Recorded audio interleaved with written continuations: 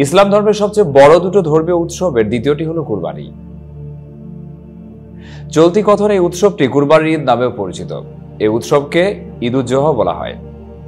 ঈদুল আজহা মূলত আরবি বাক্যাংশ, এর অর্থ হলো ত্যাগের উৎসব। এই উৎসবের মূল প্রতিপাদ্য বিষয় হলো ত্যাগ করা।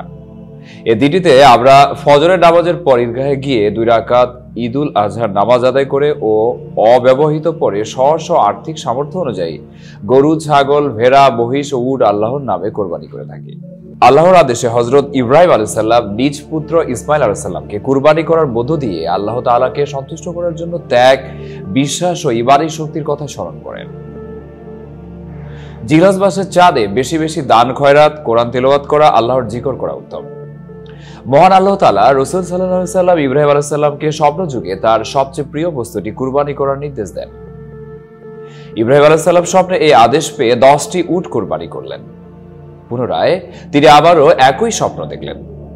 এরপর ইব্রাহিম আলাইহিস সালাম মোট 100টি উট কুরবানি করেন। এরপরেও তিনি একই স্বপ্ন দেখে ভাবলেন, আমার কাছে তো এই মুহূর্তে প্রিয় পুত্র ইসমাইল আলাইহিস সালাম ছাড়া আর কোনো প্রিয় বস্তু নেই।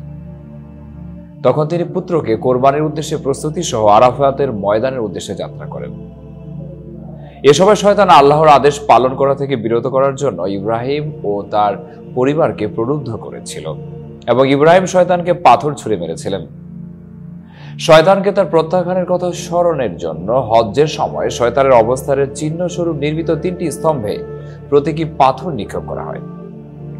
যখন ইব্রাহিম আলাইহিস সালাম আরাফাত পর্বতের উপরে তার পুত্রকে কোরবানি দেওয়ার জন্য গলদেশে ছুরি চালানোর চেষ্টা করেন, তখন তিনি বিস্মিত হয়ে দেখেন যে তার পুত্রের পরিবর্তে তিনি একটি প্রাণী কোরবানি করেছেন এবং তার পুত্রের কোনো ক্ষতি হয়নি।